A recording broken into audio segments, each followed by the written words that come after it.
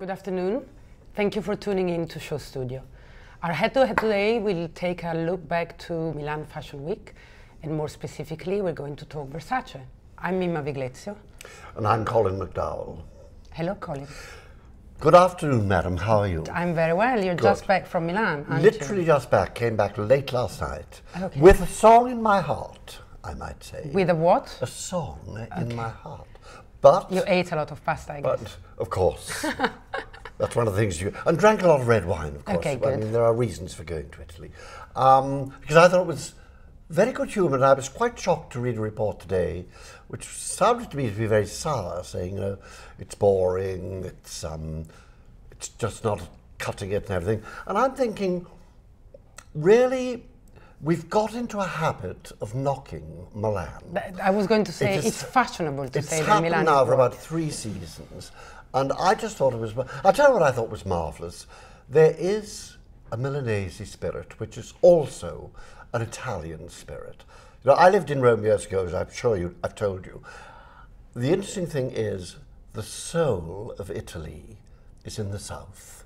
Mm-hmm. That's where it all comes from. The cooking, the whole Mimma thing, the mafiosi, all these things are all about passion. Family, mafia is family. Yes, it's all about passion. And I think some of the rather cold northern Europeans just don't get it, you know. I look across the rows, the front rows of the Germans, the Belgians, other nations as well, including my own, and they just don't. You can see they're puzzled and they want to like it. They don't know what it is to like, you know. But let me. It's very interesting, and I just want to talk about this because we're going to see the Versace show together. We're going to have a video, I guess. But I would like, since it's quite surprising, I think, I would like to put it into context. And since you were there, and as usually I followed it from here, I would like for you to tell us how did it fit into this, for me, quite surprising Milan week. I'd like you to go on and say a little more and say what you found surprising. About Versace? Or about Milan? About the week altogether. So, about the week altogether is that, as we said, it's quite fashionable to say that Milan is boring. It's quite true to say that Milan has more of an eye to classic fashion and less creativity.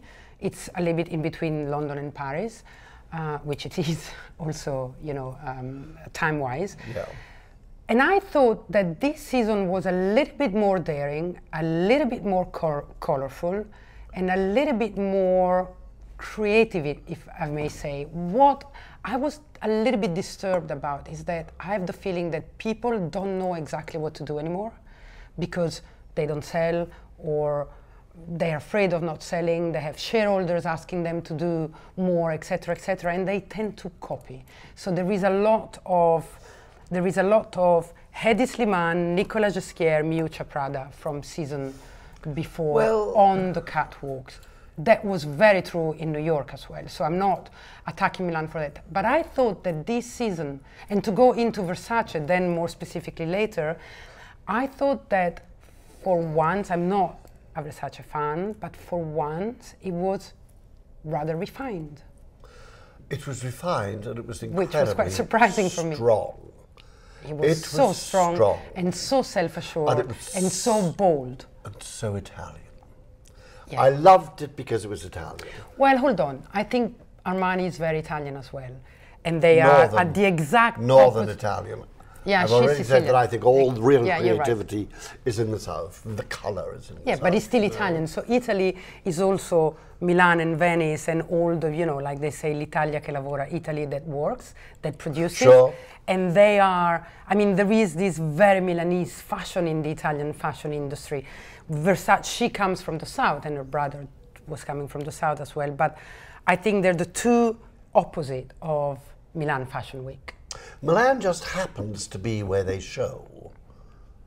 Yes. If we look at people like Dolce & Gabbana, who also did an amazing show. Yeah, I'm a bit bored though about their messages about. What was their message this time? La mamma, l'amore. Exactly. I mean, it's lovely, but I'm a bit bored about. It was marvellous. Yes, It was but just they've been doing marvellous. that for a long but do you time know what now. was marvellous? Yeah. The way the Italians in the audience They loved it. were adoring. They were singing, I guess. There were pregnant women coming down the runway. There I've seen were it. women with tiny little babies, and getting a huge amount of applause. The Yeah, clothes, but the clothes were are secondary. the same every season. Oh, I don't think so. I mean, why do people like us shouldn't crave as the younger people do?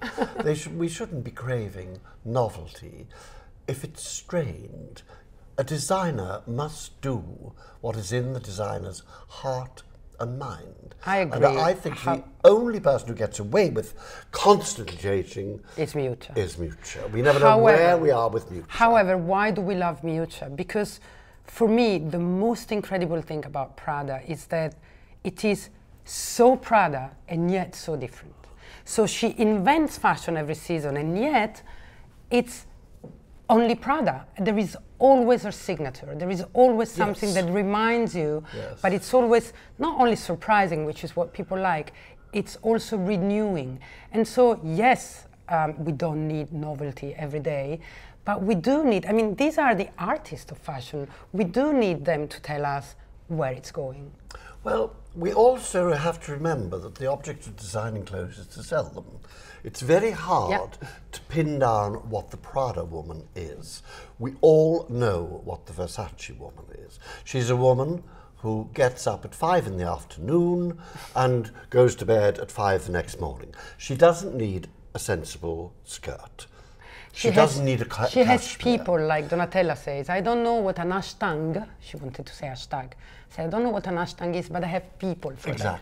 Exactly. While the Prada woman, she wakes up early, goes to bed early, works in between, and probably reads some Shakespeare, which, you know, it's more my cup of tea as a woman. I'd like to think that was true. Should we look at Versace? Do you want to go into it immediately? I want to look at it so again, can we see the film, the video?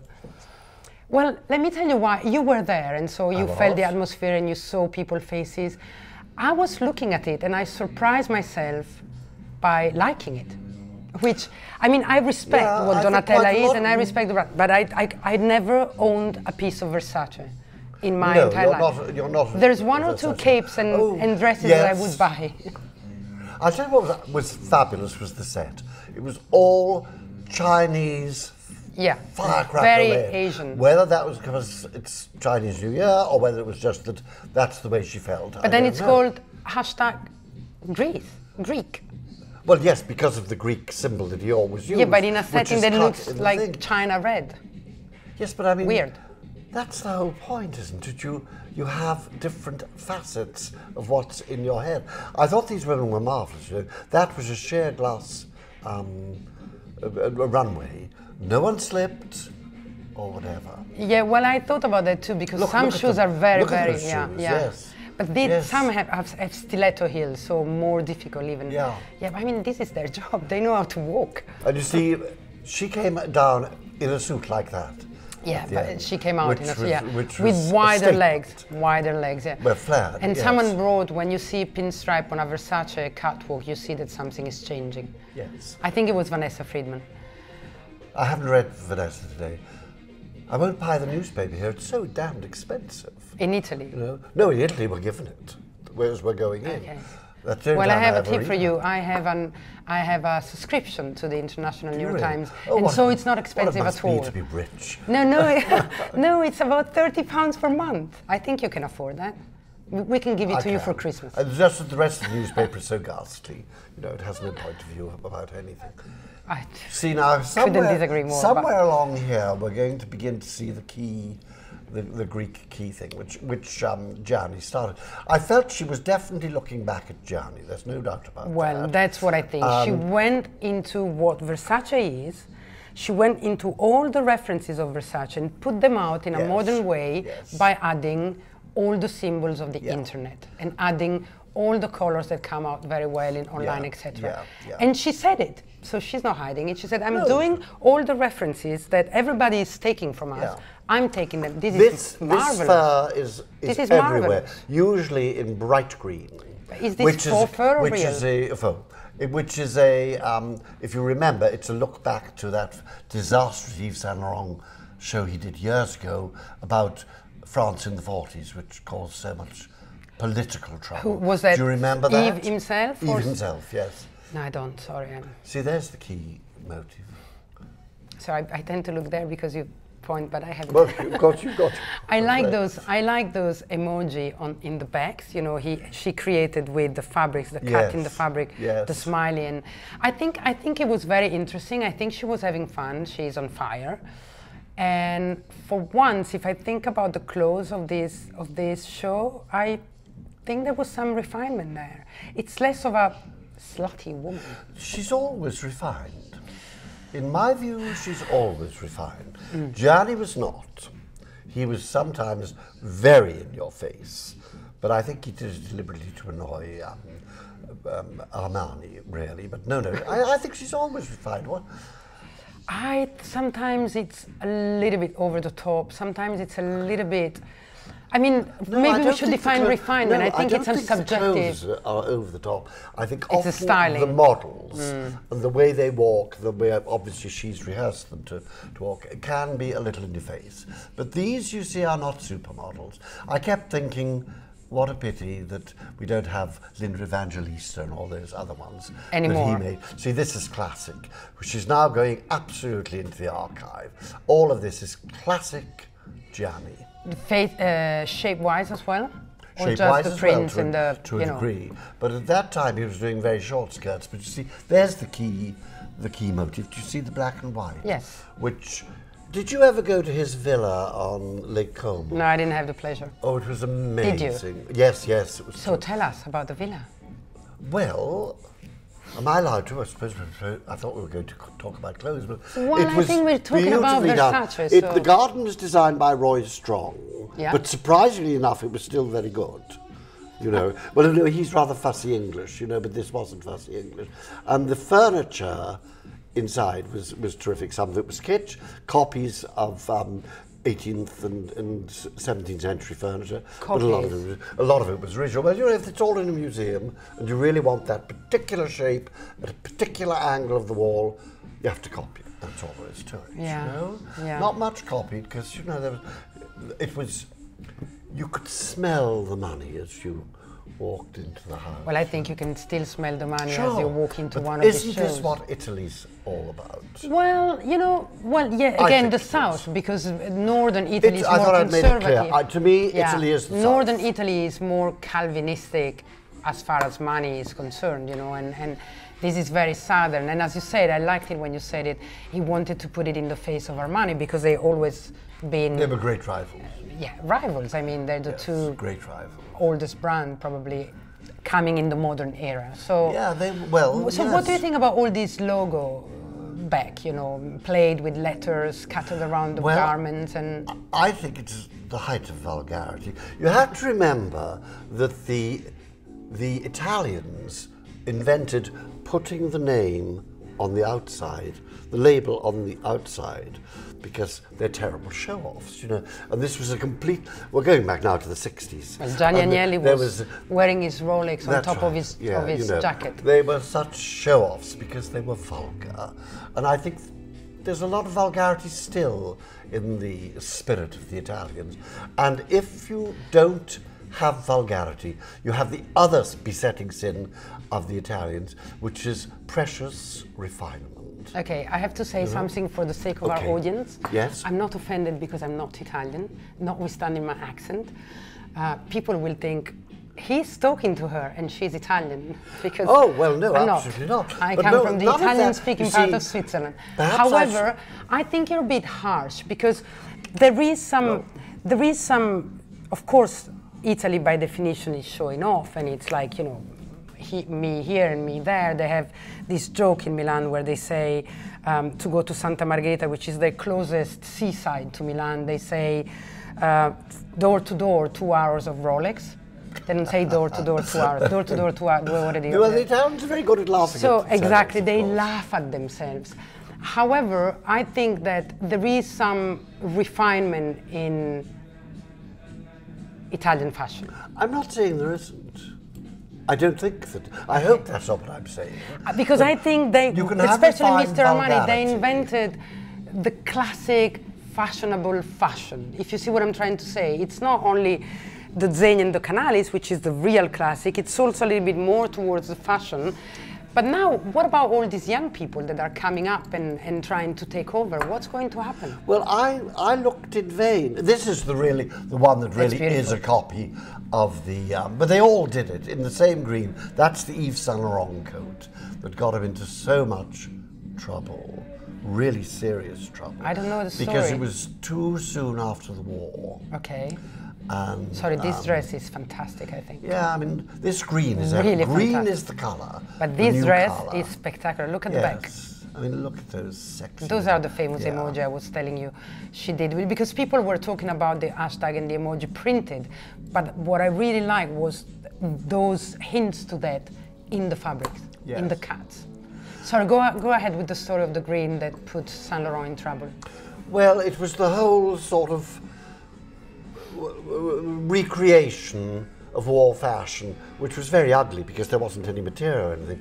And there was a general feeling that it was too soon after all of the concentration camps and everything and all the terrible things that happened in France after the war with so-called collaborators and everything. It was just wrongly judged, unfortunately. Okay. But they're not making a political... No, not a political story. They probably don't even Look know. At this. Versace all the way around. Fabulous. Yeah, but she's having fun, and I think the fact that you can see nothing but the bra in the back, I think it's quite interesting. So you've got to remember the passeggiata. Mm-hmm.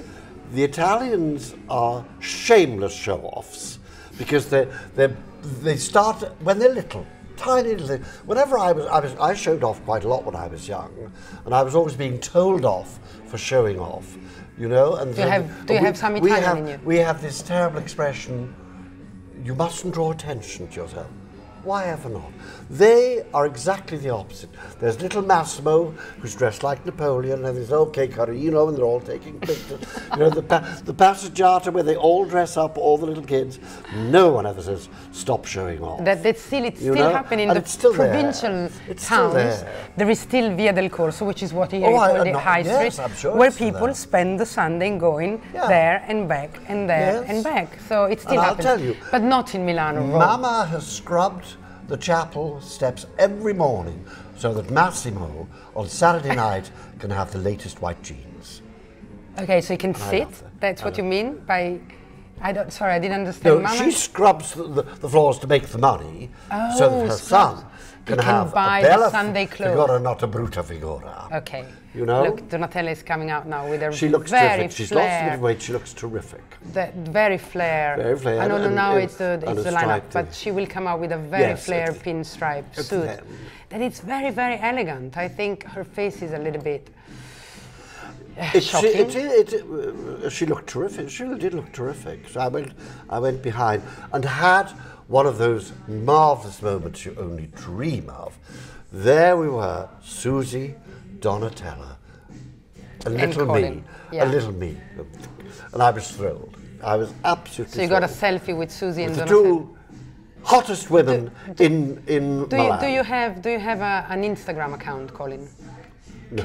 So you can't put it up on your Instagram account. That's very sad. It takes me all my time to understand a telephone that is so antique that children say, "What is it?" You know, there was a period of, I think about 12 years ago, when Dolce & Gabbana gave us all an imitation gold fold-out telephone. You still have that?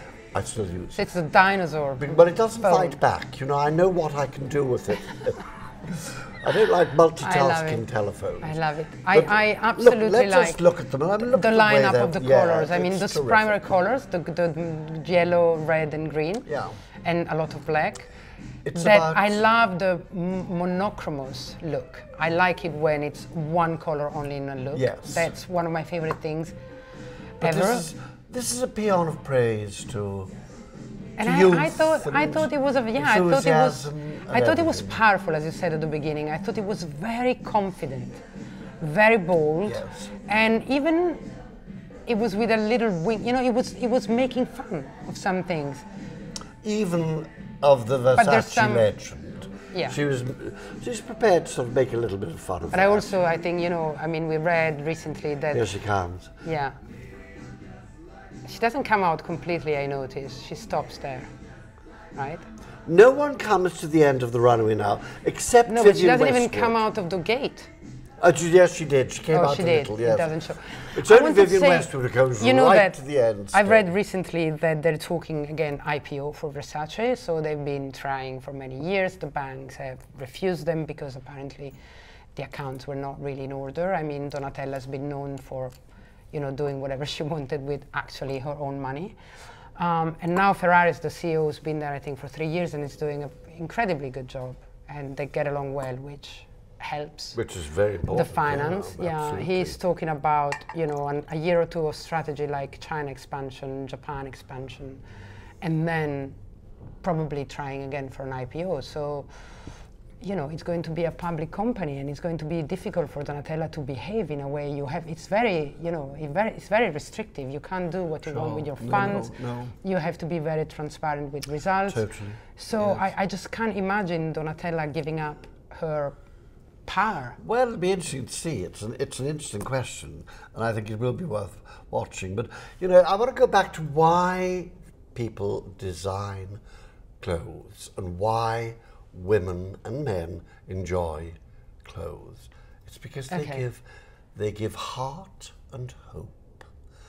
I think there are lots of women who don't have the figures, or don't have the money, or don't have the husband who would understand, who think, I'd love to be like that woman who's just coming down. Like Kylie Kloss in yellow. You know, now there are an awful lot of designers who give them no dreams at all. You know, they're just. Can we name names? No, I'd rather not. But you know who they are. They are there, and anyone who looks, you can see. You know, it's sort of twin satin pearls and tweed things, you know, and people Look say at this. Look at this image. 8, 9, and 10. Look at that line. But I'm impressed because I've never liked a Versace show as much. Do you actually like this one? I absolutely do. I think it's fashion, and I like it because that's what I think. When you said about novelty, we need fashion. Why would we go to a fashion week? Why would we go to a fashion show? Why do we bother if we're not given something? You know, you and I discussed Marc Jacobs, and we didn't particularly like it, but we have to give him one thing. You know, he's doing fashion. He's doing something. Dreams. He makes dreams, yes. exactly.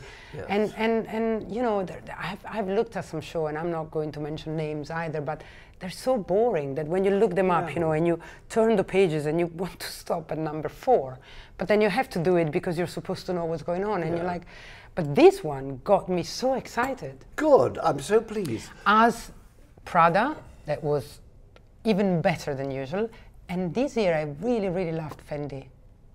I thought it was a very interesting show. It was very modern. It was it didn't look back. It didn't look at the 80s, the 70s, the 60s, blah, blah, blah. Lagerfeld, who does it, he never looks back. Lagerfeld doesn't look back at Fendi. Yeah, it's quite true. He looks back more at Chanel. At Chanel. It was really a good show. He's really a salesman. But you see, what are fashion shows for? They're for dreams, really. You know, fashion rhymes with passion. Women look at it in magazines like Vogue or Style or whatever it happens to be, and they get a great kick out of it.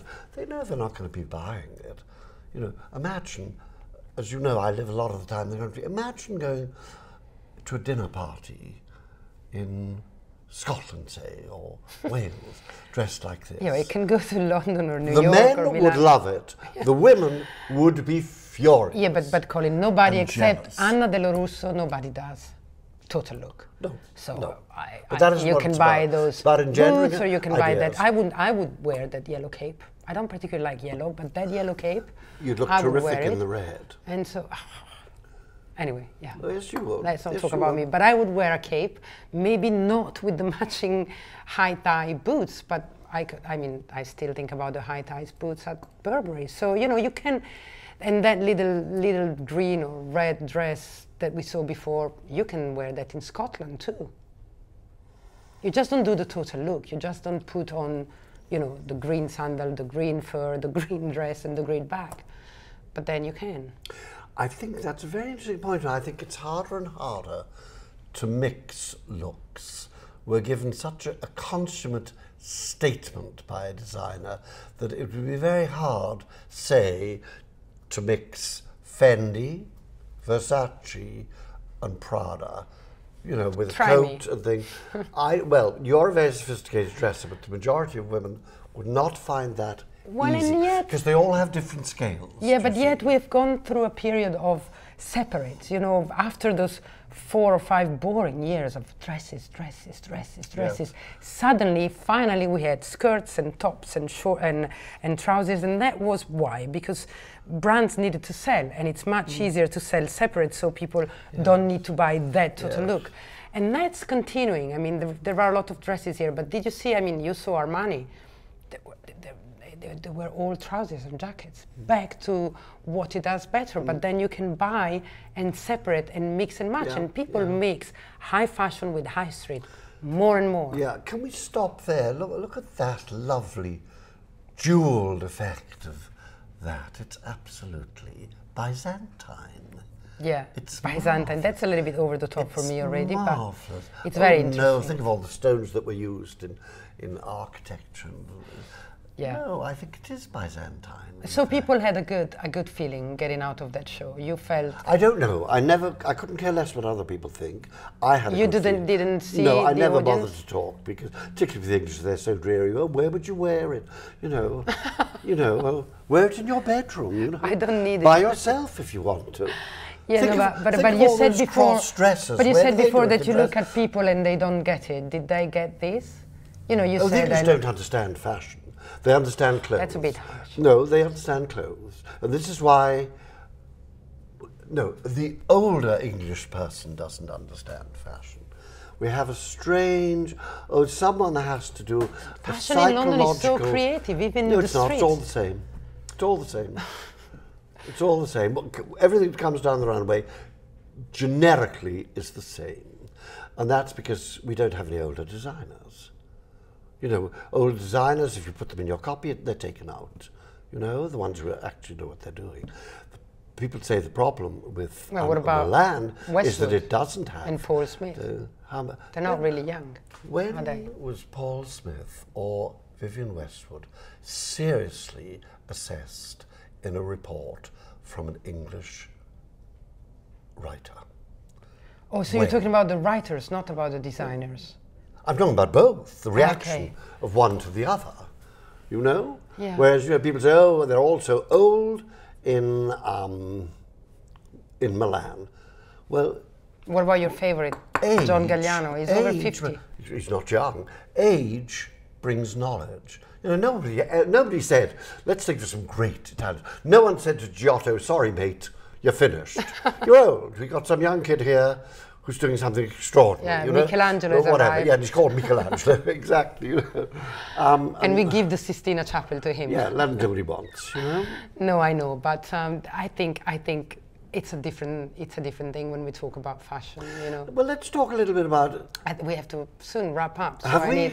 I need a conclusion from you. a conclusion. I need a Well, conclusion. I would like, because we're going to see each other again on Paris, I hope. I hope so. So I would like for you to let me go with a statement about this third fashion week, Milan.